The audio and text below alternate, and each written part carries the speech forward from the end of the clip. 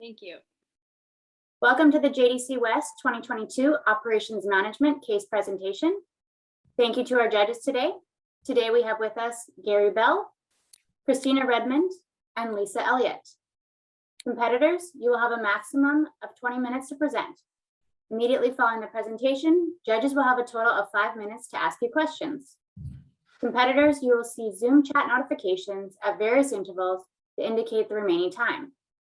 Any speaker who continues to speak after the maximum time limit will be stopped. Just a reminder, no questions or comments will be permitted from the audience. All judges are asked to have their microphones muted during the presentation, and the audience is banned from any material or naming convention that bears the name or symbol of a competing university. We ask the audience to leave the Zoom call immediately following the presentation. Judges, you will stay on the call with me until I advise you to move to the next call. Competitors, you may begin your presentation.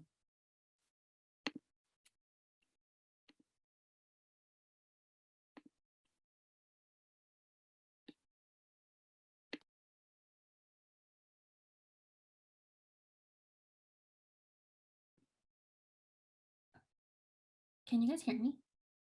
Yes. Good morning, everyone, and welcome Sarah, Mary, and Board of Directors from 49th Parallel Cannabis Inc. My name is Hanya, and with me here today is Kimberly and Stefania, and we are Kush Consulting. We will be presenting to you about our plan for budding for growth towards an ethical expansion plan. Starting with the executive summary, the overarching question that we wanted to answer was, how can 49P expand its operations while navigating its ethical obligations to its stakeholders? We identified 3 main issues, the first one being the demand exceeds its production. Do we grow up or grow out? The recommendation is to integrate a phased expansion approach. So that means building a new facility in Nova Scotia. The impact of doing so will double capacity by 2024 and increase net income by $8.3 million. The second issue that we identified was a CannaKick conundrum. There are legal, reputational, and business implications involved. The recommendation is to reject the CannaKick development and propose future pivot of the product. The impact of doing so will lead to no involvement in illegal activity and will allow you to continue your operations as a reputable business. The third issue that we identified was the adoption of temporary foreign worker program. We recommend that you do not adopt this program, and the impact of doing so will protect your reputation and allow you to stay committed to quality. Overall, 49P will grow its operations while meeting its financial, operational, and reputational objectives. So taking a look at the rapid growth timeline for Canadian cannabis industry, we can see that in 2018, cannabis became legalized for recreational use in Canada. And between the years of 2019 to 2021, we saw an estimated annual growth of, on average, of about 40%. Now on to 49P's issue overview. These are our decision criteria, and the boxes below are our issues that we identified, starting with the financial and expansion. So taking a look at the current output from Winnipeg's facility in 1 year, we know that there's a 30,000 square foot facility, and it produces about 500 grams per square foot in each harvest, which equals out to 1,500 kilograms per harvest. Timesing that by the 4 harvests per year equals to 6,000 kilograms in total output per year from the Winnipeg facility. Now taking a look at the current distribution and the delivery costs in that 1 year timeline, we know that the 6,000 kilograms, 60% of that gets transported to Calgary, and the other 40% gets transported to Mississauga. The delivery and shipping fees that we calculated were $64,000 per year. And on the right, you can see the delivery cost per year as well. The key takeaway is that the current demand from consumers exceeds the supply and production capacity at the Winnipeg facility. Now taking a look at 49P's financial position, we can see on the left that you are selling your cannabis for $5 per gram. And on the right, we can see the sales revenue and direct costs using that same 6,000 kilograms in output that is produced per year from your facility. And we can see that the contribution margin is $8.4 million. The contribution margin percentage is 28%, where the industry average is 15 to 21%. 49P has approximately $8 million in capital allocations per year to fund its expansion projects.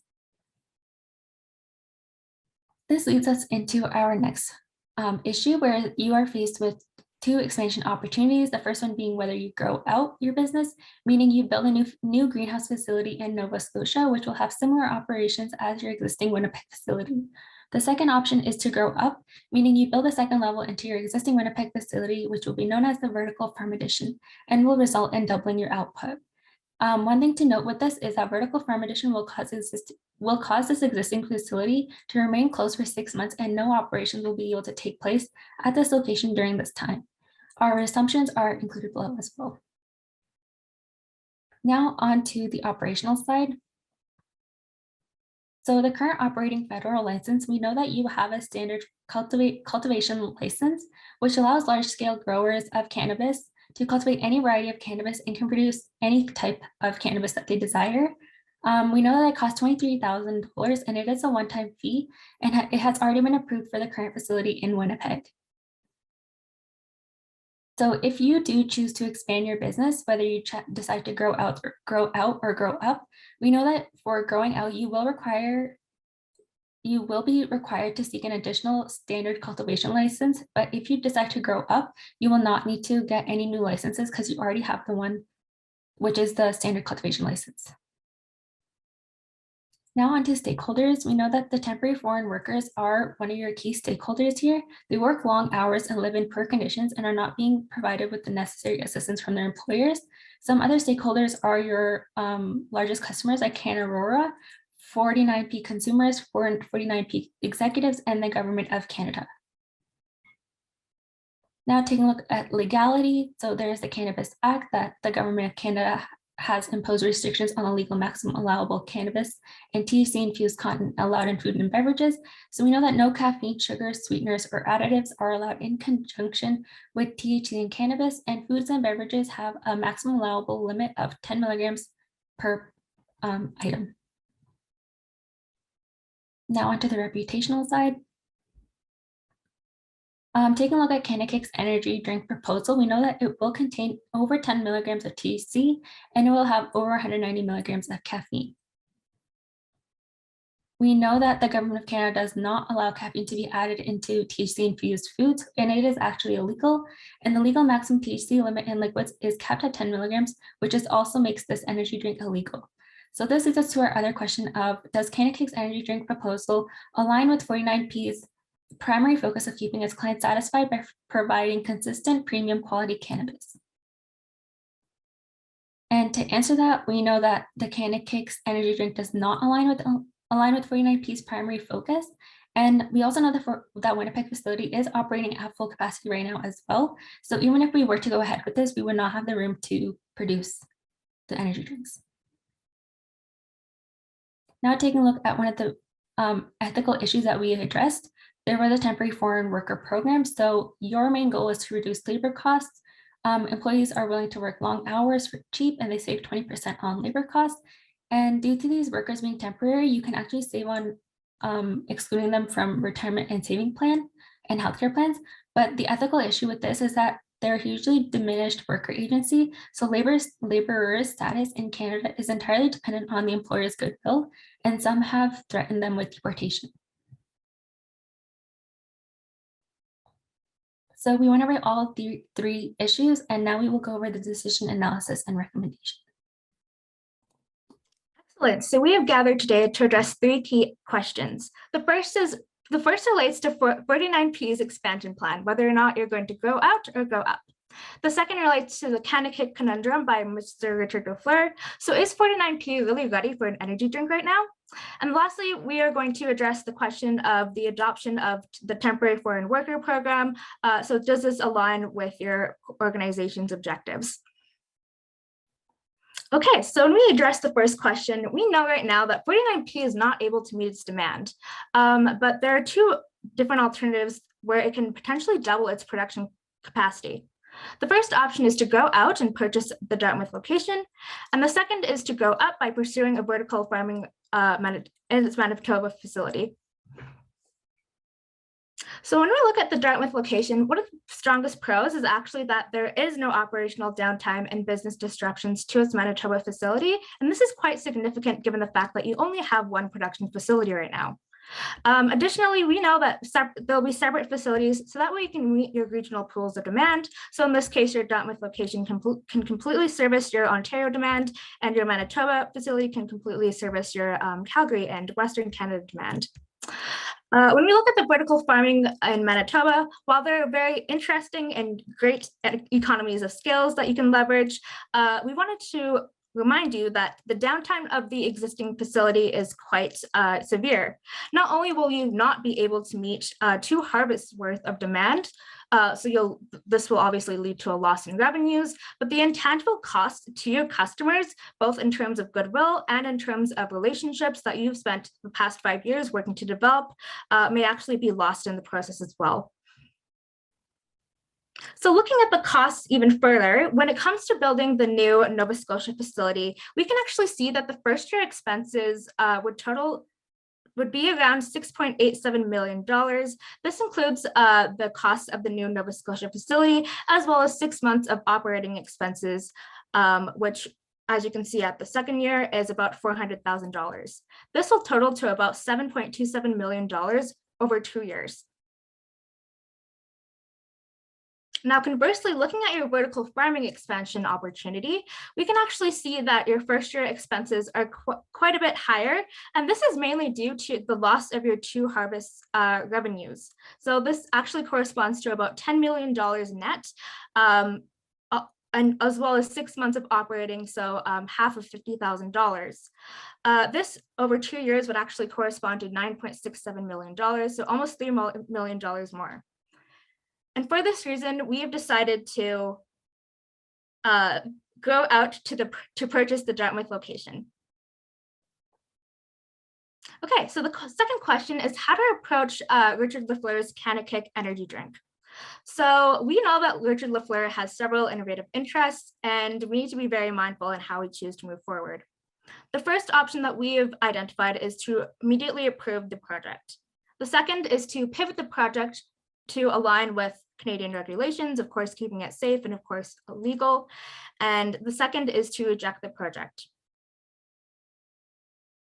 So in terms of approving the project, the immediate pro is obviously that it satisfies LaFleur's innovation interests, and obviously he has been with the company since the very beginning. Unfortunately, it is illegal and unsafe, and right now it isn't aligned with the organization's mission of being able to provide quality cannabis to your key customers. As well, there is no current business justification as to whether or not there is a need in the marketplace. Our estimated cost for this is about $6.6 million, which we will visit later. The second opportunity is to pivot the product to align with Canadian regulations. So of course, this will allow 49P to conduct business legally and of course ethically, so there'll be no reputational damage and safety would be top of mind. However, this may not actually be innovative enough for LaFleur to continue his tenure with 49P. And of course, launching a new product right now isn't actually aligned with the organization's mission as stated before. When it comes to rejecting the project, of course, this would avoid reputational, operational, and financial harm. And of course, meet the operations and licensing compliance needs that you have identified. However, the cons is that LaFleur may actually leave the firm or be dissatisfied with us moving forward. So with this in mind, given the fact that it has the lowest costs and of course the lowest level of risk, we have decided to recommend to reject the project for right now. In terms of how you would go about potentially addressing this with Mr. Richard LaFleur, we know that due to ethical and legal constraints, CannaKick is unable to be offered as it is right now. However, following the expansion in year 2, which is what Stefania will be going through, we know that we might be able to defer a pivoted product opportunity in year 3. And as well, we do know that you have some pretty developed relationships right now with some large diversified Canadian LPs. So LaFleur could actually discuss some of the feasibility and perhaps even spur some new innovative ideas by meeting with them. Additionally, and regardless, we do recommend that you continue to listen and provide an outlet for his innovative ideas, because we know that in the past you've seen success in his ability to maintain genetic quality and effectively mix strains. So of course, being able to leverage any additional opportunities to innovate and of course create any great additions in terms of current operations and quality assurance should be top of mind. Okay, and the last question we are going to address is whether or not you should be adopting the temporary foreign worker program. So the only consideration out of the three that we've identified before that this would meet is financial. Of course, we know that this could save you approximately 20% of your production costs as it relates to labor. However, there are some pretty extreme operational and reputational risks that you would be putting on the line. And for that reason, we would recommend that you do not pursue the temporary worker program right now. So to sum up our key considerations, our key recommendations for you today, our first is to grow out to the Nova Scotia facility.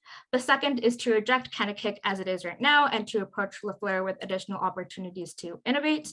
And lastly, again, we do not recommend that you adopt the temporary foreign worker program, given that you need to safeguard 49P's reputation, the fact that you're operating above industry margin, and the fact that you have some significant quality operations as it is right now. Perfect. So now I'll get a little bit into our implementation plan, starting with the implementation plan for year one, and then beyond year one, some key performance indicators, risk mitigation and contingencies, as well as addressing 49P's overall issues again. So the implementation plan in the short term, that first recommendation was to build the new facility in Nova Scotia. Two of the really big considerations for the implementation for this is to acquire that standard cultivation license for the new site. And this would occur in Q1. And then the last part would be to re-optimize shipment paths. One of the considerations that we made is that if you do have two facilities, one in Winnipeg and one in Dartmouth, then you would have the ability to have one of them serve the Calgary area and one of them serve the Mississauga area, and save on those surcharge costs that come from going from Nova Scotia to Calgary. Overall, the return on this investment at the moment would be 60%. This comes from your net income from the new facility being 4.15 million in that first year, with total yearly costs of 245K and the total cost for year one at 6.95 million. And we'll see how these kind of build out and change with the first year, second year, and third year and beyond in a couple slides here. Another part of the short-term implementation plan is that rejecting the new product launch of the CannaKick product. And again, we went through why we wanted to reject this. However, part of this is proposing a future product pivot, which is in year three, the proposition would be to kind of pivot the product to better align with the company mission and goals, and as well as Canadian regulations. The third recommendation was again to do not adopt that Canadian temporary foreign worker program, and this includes continuing your regular compensation and labor practices. Now, one of the big questions is, what if supply still does not meet demand in that second year? Well, because after the first year, the projected supply is doubled to 12,000 kilograms of output, the operational plan still contains one more flex year, because the implementation does occur majorly in the first year. So there is an opportunity to actually adopt vertical farming at either facility in that second year, in either Manitoba or Nova Scotia. Some of the impacts of this would be yearly expenses of 49K and additional net income of 8.13 million per year. Now going into that implementation in the second year, we wanted to show both what the return on investment and the cost would look like with the adoption of the vertical farming and without the adoption. So again, the first part of this implementation is continuing operations at your Nova Scotia facility. And then the contingency plan in case of unmet demand would be to adopt that vertical farming. Overall, without vertical farming, your net income would be 8.3 million. But with that vertical farming, you could get 8.3 million in that first year of adoption in that second year, but there will be more in the years to come, and I'll go through that in the next slide. So overall gain from implementation in that first year, the net income projected from first year current operations plus 6 months of the Nova Scotia operations would be 12.45 million. However, if we go into year two, by the end of year two with vertical farming, the new supply capacity could be up to 18,000 kilograms, or tripled from the original, with net income projected at 16.6 million. And then looking at without vertical farming, you would still have that double from original, and this could be enough for you. And the net income projected would be 12.45 million per year. And overall, in year three, we have the forecasted position net income supremely exceeding your total costs, and that new supply capacity either doubled or tripled, depending on which path works best with your needs. So some of the big key performance indicators is that the cannabis output is increased by 3,000 kilograms. That comes from the 6,000 kilograms per year by Q4 in year 1, because we are starting that implementation in Q3 from that first year. And then supply capacity doubled by year 2 from 6,000 kilograms to 12,000 kilograms. One of the biggest risks is that Richard LaFleur is not fulfilled in his role due to the rejection of the CannaKick product, and he leaves 49P. The likelihood of this is quite severe, as he's very passionate about this product. So that is why our mitigation was to offer that product pivot proposition beginning 3 years from now. However, a contingency is that if he still leaves, a contingency plan is to hire a comparable experienced professional.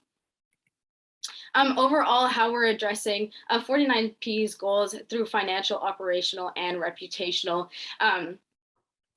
goal strategies. We are meeting that financial feasibility, the operational goals through the expansion, and again, those legal and ethical considerations. Overall, our impact would be to double capacity, net income increasing, and no involvement in unethical or illegal behavior. And 49 will be able to grow its operations, meeting its financial, operational, and reputational objectives. Thank you very much.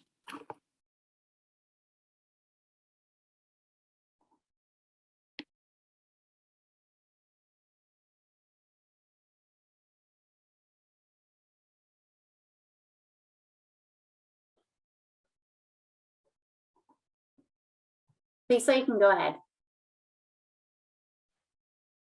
Thank you, and thanks so much for all your good work on this.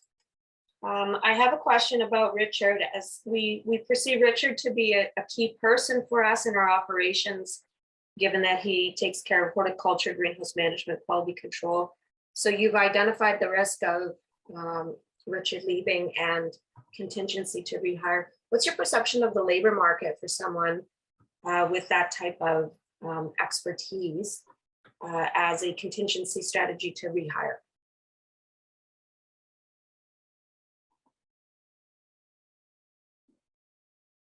Right, for sure. So I can start with that. Obviously, the cannabis industry is growing. And when this industry is growing, that also means that the labor market is growing as well, and more people are interested in getting invested in this. At the beginning, maybe somebody like Richard would not be able to be found. However, because the overall goal is to keep your customers happy and meet those financial, operational, and reputational objectives, it may be needed to find somebody else. And we do find it feasible to find somebody similar to Richard, just because the industry, again, is growing, and so is that labor market.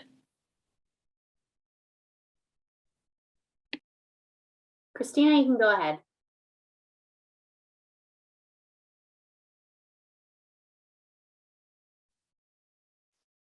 Thank you, ladies. Thank you, Hanya, Kimley, and Stefania, for your presentation today.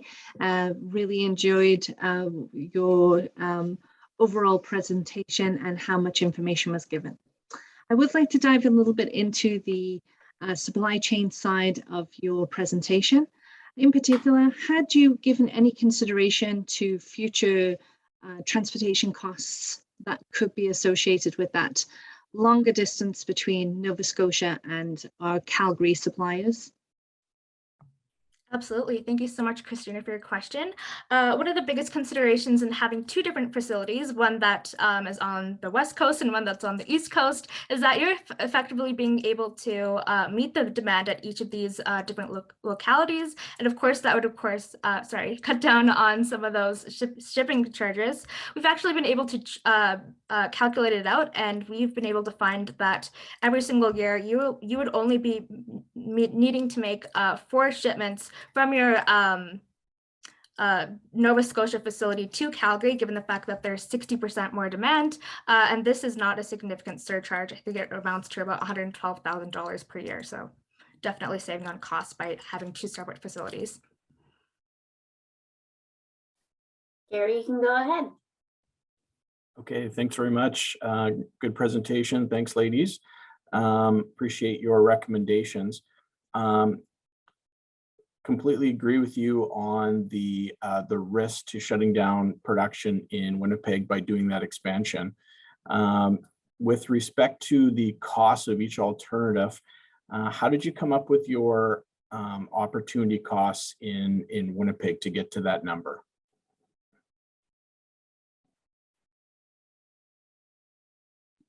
Right, so we can just take you back to that slide if that helps. Sure.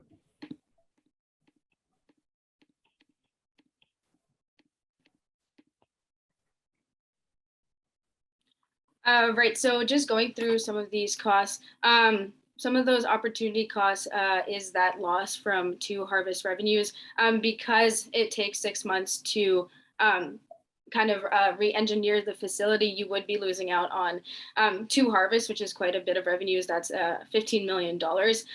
There would be, however, avoidance of production expenses and avoidance of transportation costs. But as you can see here, they actually don't even out, and you would be losing more than gaining from this kind of exchange between, trade-off between your expenses and revenues that you could receive from keeping your Winnipeg facility open. Okay, thank you very much.